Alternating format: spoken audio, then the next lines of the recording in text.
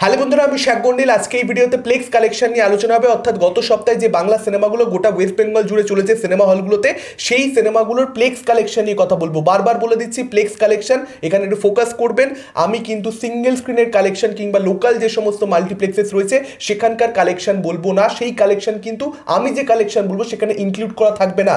অর্থাৎ আমি যে কালেকশনটা বলবো প্রত্যেকটা বাংলা ছবির ক্ষেত্রেই কিন্তু তার থেকে ফার ফার বেটার কালেকশন হয়েছে, এটা আপনারা একদম নিশ্চিত থাকতে পারেন। বাংলা ছবিগুলোর প্লেক্স কালেকশন কিরকম কি হয়েছে সেটা জানানোর আগে আমি আপনাদেরকে সানাম তেরি কসম, যে ছবিটা রিলিজ হয়েছে অর্থাৎ দ্বিতীয়বারের জন্য মুক্তি পেয়েছে, সেই ছবিটার ফার্স্ট উইকে ওয়েস্ট বেঙ্গলের প্লেক্স কালেকশন কিরকম কি হয়েছে সেটা আপনাদেরকে জানাতে চাইবো। তার কারণ প্লেক্স কালেকশন নিয়ে, বাংলা সিনেমার প্লেক্স কালেকশন কিরকম কি হচ্ছে সেটা নিয়ে আমি 52খানা সপ্তাহ বছরে 52খানা সপ্তাহেই কথা বলি, 52খানা ভিডিও হয় আমার গোটা বছরে।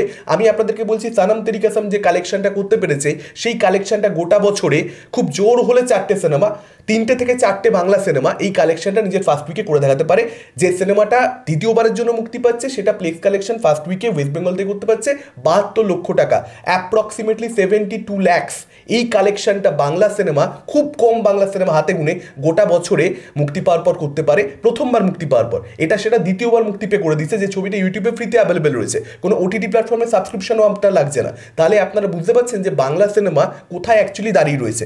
হাতে গুনে কিছু দেবের ছবি, হাতে গুনে কিছু উইন্ডোজের ছবি পুজোর সময় ক্রিসমাসের সময় মুক্তি পায়, সেই ছবিগুলোই প্লেক্স কালেকশন সানাম তেরি কসমের থেকে বেটার আনতে পারে। আপনারা যারা আমাদের চ্যানেলের নিয়মিত দর্শক তারা খুব ভালো মতো জানবেন, আমি 14বার বলেছি যে বাঙালির মধ্যে কিন্তু রোমান্টিক সিনেমার খিদে রয়েছে।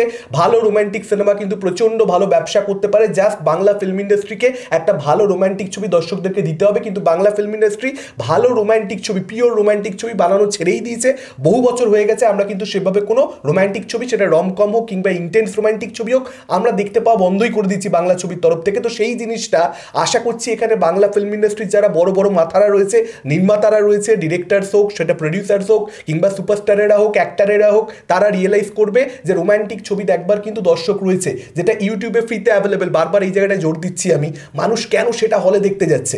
তাহলে যা ভেবে দেখুন, ভালো ছবি হলে মানুষ দেখবে রোমান্টিক জনরার মধ্যে। আচ্ছা, এবার যদি আমরা কথা বলি অমর সঙ্গীকে নিয়ে, যে ছবিটা 2 সপ্তাহ আগে মুক্তি পেয়েছিল ফার্স্ট উইকে, ছবিটার প্লেক্স কালেকশন অ্যাপ্রক্সিমেটলি 6 লক্ষ টাকা মতন ছিল। সেকেন্ড উইকে ছবিটার অ্যাপ্রক্সিমেটলি 1 লক্ষ টাকা মতন কালেকশন হয়েছে। টোটাল যে প্লেক্স কালেকশনটা বিক্রমের এই ছবিটার অর্থাৎ অমর সঙ্গীর, সেটা কিন্তু 6.5 লক্ষ থেকে 7 লক্ষ টাকা অ্যাপ্রক্সিমেটলি এর মধ্যে কিন্তু ঘোরাফেরা করছে, যেটা একেবারেই ভালো কালেকশন নয়। সেকেন্ড উইকে কিন্তু এই ছবিটা মুখ থুবড়ে পড়েছে এবং এই ছবিটার বক্স অফিসে কোনো রকম ভবিষ্যৎ দেখতে পাওয়া যাচ্ছে না। এই ছবিটা কিন্তু ডিজাস্টার হয়ে গেল। এবারে আমি যদি কথা বলি মায়ানগর, যে ছবিটা once upon a time in Calcutta, Aditya Vikram সেনগুপ্তর ছবি, যে ছবিটা আমার ভীষণ ভালো লেগেছে, আমি রিভিউ করেছি, চাইলে আপনারা চেক আউট করতে পারেন।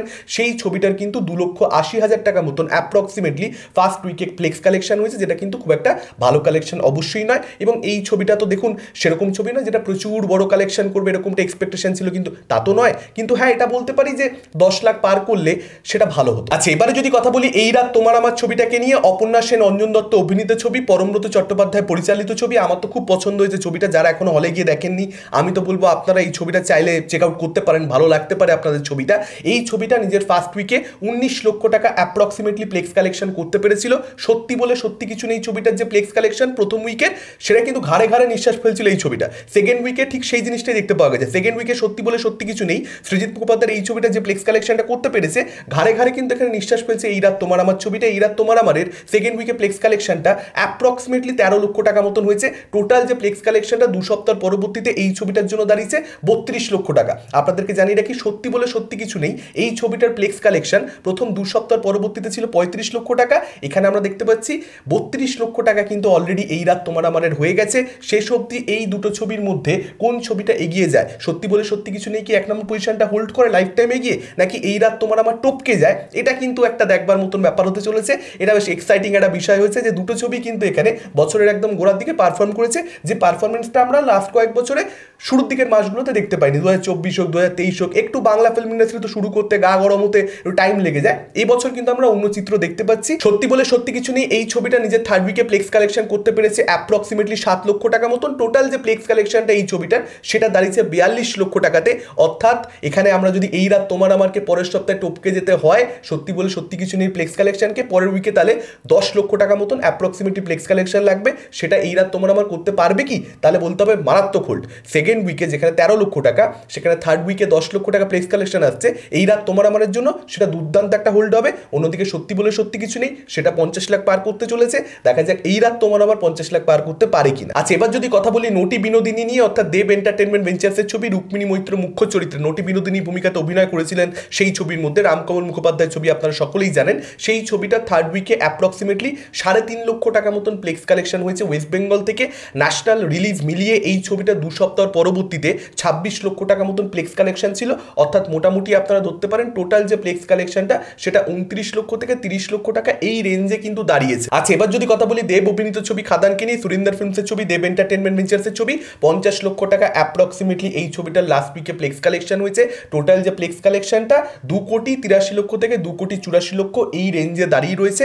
এবং যেটা ডেফিনেটলি দেখুন আর তো বলার অপেক্ষা রাখে না, এটা দারুণ একটা কালেকশন, অসাধারণ একটা কালেকশন হয়েছে। বিশেষ করে মাস ছবি হিসেবে এই কালেকশন গোটা বছরে একটা আধা বাংলা ছবি মাঝে সাঝে করে। সত্যি বলতে পোস্ট কোভিড এরাতে এরকম বড় কালেকশন প্লেক্সে আমরা খুব কম হতে দেখতে পেয়েছি। এটা ছিল আজকের ওভারঅল ভিডিও। আপনাদের কি মতামত এরকম প্লেক্স কালেকশন জানতে পারার পর? ডেফিনেটলি আপনারা সেটা আমাদের কমেন্ট করে জানাতে পারেন। এই ভিডিওটা ভালো লাগলে লাইক করতে পারেন, শেয়ার করতে পারেন। আমাদের চ্যানেল নতুন হলে চ্যানেলটাকে অবশ্যই সাবস্ক্রাইব করতে পারেন। আজকের মতন টাটা, চোখ রাখুন পরবর্তী ভিডিওতে।